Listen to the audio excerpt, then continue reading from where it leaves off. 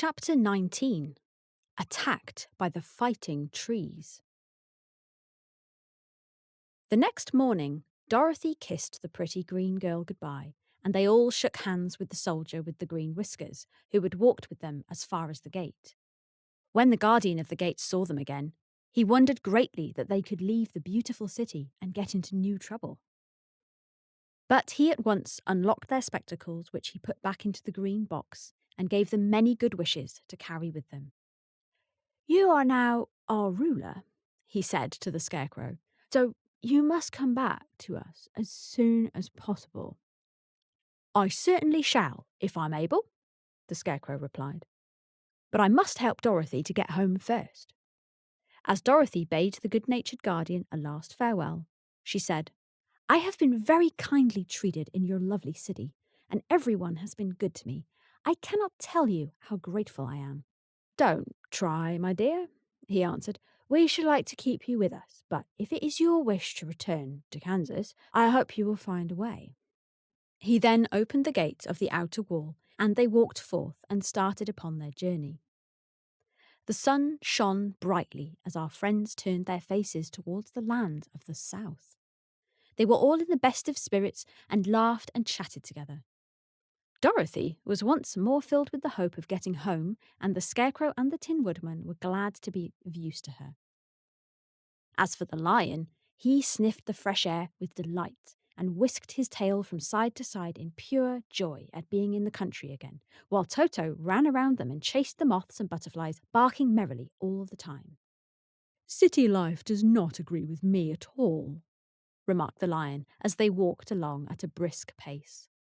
"I have lost much flesh since I lived there, and now I'm anxious for a chance to show the other beasts how courageous I have grown." They now turned and took a last look at the Emerald City.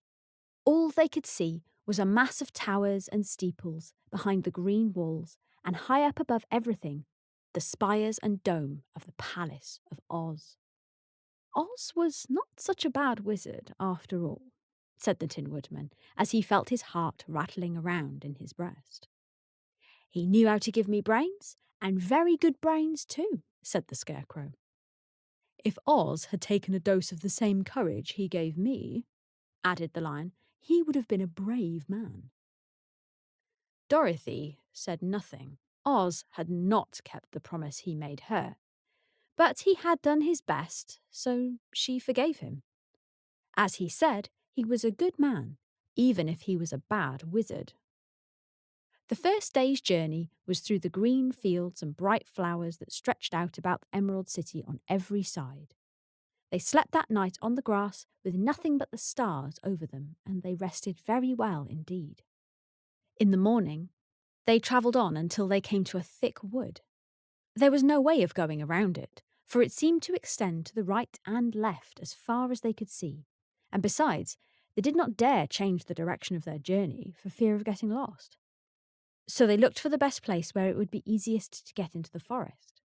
The Scarecrow, who was in the lead, finally discovered a big tree with such wide-spreading branches that there was room for the party to pass underneath.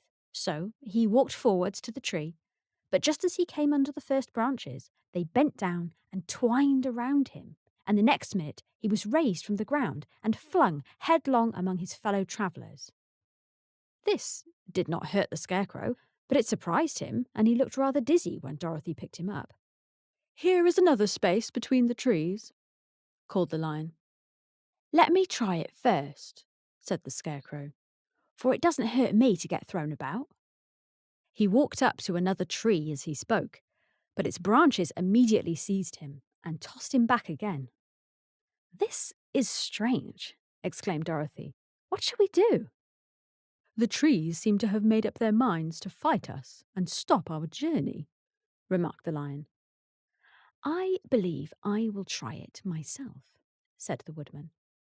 And shouldering his axe, he marched up to the first tree that had handled the Scarecrow so roughly. When a big branch bent down to seize him, the Woodman chopped at it so fiercely that he cut it in two.